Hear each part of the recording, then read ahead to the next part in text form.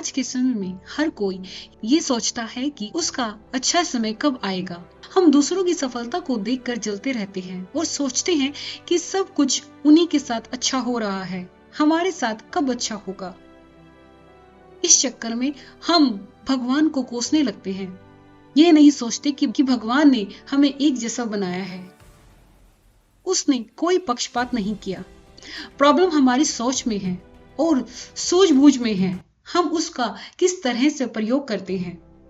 हमारे साथ पढ़ने वाले सभी विद्यार्थी एक जैसे होते हैं, तो बस फर्क होता है तो सुनने का कि अध्यापक ने पढ़ाया क्या है और हम उसे किस तरीके से सीखते हैं, किस तरीके से हम उसका अनुसरण करते हैं, कैसे अपने जीवन में उसे अपनाते हैं। नमस्कार दोस्तों, स्टोरी एक्सप्लोरर में आप सभी का स्वागत है। आज हम गौतम बुद्ध की कहानी के माध्यम से सीखेंगे कि शिक्षा को अच्छी तरीके से सीखकर हम अपना अच्छा समय कैसे ला सकते हैं। ये कहानी गौतम बुद्ध के एक शिष्य की है। चलिए कहानी शुरू करते हैं। गौतम बुद्ध के मठ का यह नियम था कि उनका कोई शिष्य जब कभी बुद्धत्व को प्राप्त कर लेता तब उन्हें कहा जाता था कि जैसे ही वो बुद्धत्व को प्राप्त कर लेंगे उन्हें एक दिशा में भेज दिया जाएगा और उन्हें वहां जाकर आसपास के जितने भी लोग हैं उन्हें उनका ज्ञान बढ़ाना, उनकी आत्मा और चेतना को जागृत करना और उन्हें सही मार्ग पर लाना। उनका एक शिष्य था जो 6 साल से मठ में रह रहा था और तपस्या कर रहा था। एक दिन वह परेशान हुआ और सोचने लगा कि मेरे गुरुदेव ने मुझे आदेश क्यों नहीं दिया।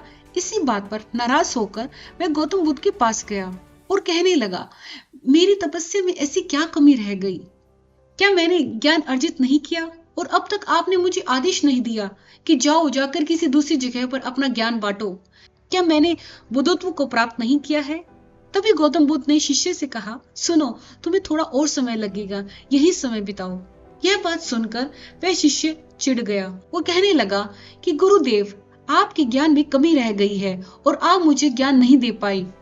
गौतम बुद्ध को लगा कि ये समझेगा नहीं और कहा, ठीक है, कल सुबह पूर्व दिशा में एक गांव है, वहां जाना और वहां से भिक्षा लेकर आना और अपना पूरा दिन वहीं बिताना।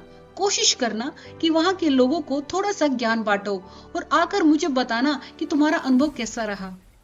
वह शिष्य बड़ा खुश हुआ और उसे लगा कि अब तो बात बन गई, अब मुझे आदेश मिल गया।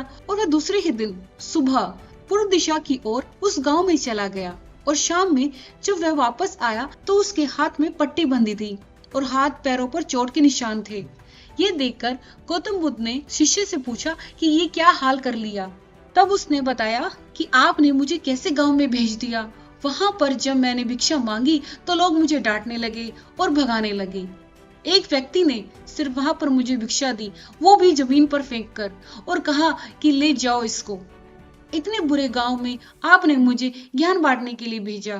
अब आप मुझे कल किसी और गांव में भेज देना, मैं वहां जाकर ज्ञान देकर आऊंगा।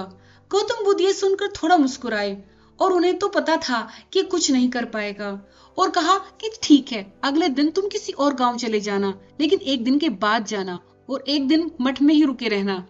अब की बार गौतम बुद्ध ने अपने दूसरे शिष्य को उसी गांव में भेजा जहां उन्होंने अपने पहले शिष्य को भेजा था। और शाम में जब वह शिष्य वापस लौटा तब उसकी हालत भी वही थी और हाथ पैरों में चोट लगी और पट्टी बंधी हुई थी। गौतम बुद्ध ने पहले वाले शिष्य के सामने दूसरे शिष्य से पूछा कि क्या हुआ था। तब उसने कहा कि आपने जिस गांव में मुझे भेजा था वहां के लोग बड़े भोले भाले हैं, भिक्षा नहीं दे रहे थे और एक व्यक्ति ने मुझे जमीन पर फेंक कर भिक्षा दी और मैंने उसे स्वीकार कर लिया और उसे आशीर्वाद दिया कि तुम्हारा कल्याण हो। तो वह व्यक्ति चौंक गया और कहने लगा कि आप गजब के इंसान हो, मैं आपको जमीन पर फेंक कर भिक्षा दी और आपने मुझे कल्याण होने का आशीर्वाद दिया। तो मैंने उसे कहा कि मैं अपना कर्तव्य निभाऊंगा और आप भी बड़े दानी हैं और आपने मुझे भिक्षा भी दी है। उसके बाद जब मैं वहां से निकल रहा था तब मैंने देखा कि एक बच्चा बीमार था। मैं जंगल में चला गया वहां से जड़ी बूटी लाने के लिए और जब मैं वहां से लौट रहा था तब कुछ लोगों ने मुझे पकड़ लिया और पूछने लगे कि यह जड़ी बूटी कहाँ ले जा रहे हो। तब मैंने उनसे निवेदन किया कि मुझे छोड़ दो, एक बीमार छोटे बच्चे की मदद करनी है, और तब उन्होंने मुझे छोड़ दिया।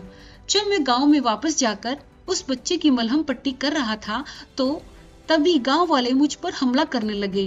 तब उस दानी व्यक्ति ने, जिसने मुझे जमीन पर फेंक कर भिक्षा दी थी, उसने गांव वालों को रोका और कहा कि यह ठीक व्यक्ति है और इसे अपना काम करने दो। जब मैंने जड़ी बूटी लगाई तो बच्चा ठीक हो गया और सब मेरे लिए तालियां बजाने लगे।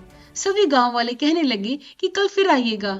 गुरुदेव, मुझे कल फिर उस गांव में भेजिएगा, क्योंकि वह बड़े भले ही लोग हैं, समझते नहीं है, बस प्यार बहुत है और कोशिश करूंगा कि थोड़ा प्यार और ज्ञान उन तक पहुंचाने का। वो सब ज्ञानी तो हैं, लेकिन बस अनजान व्यक्ति से बात करने में डरते हैं। वो जो पहला शिष्य था, जो एक दिन पहले उसी गांव में गया था, ये सब सुन रहा था और समझ रहा था और गौतम बुद्ध के चरणों में गिरकर बोला कि गुरुदेव, कमी तो मुझ में ही थी। आपने ज्ञान तो बहुत सारा दिया, लेकिन उसे आचरण में नहीं ढाल पाया और मैंने अहंकार को ऊपर रखा और उसी गांव के लोगों को पहचान नहीं पाया और मार खाकर चला आया।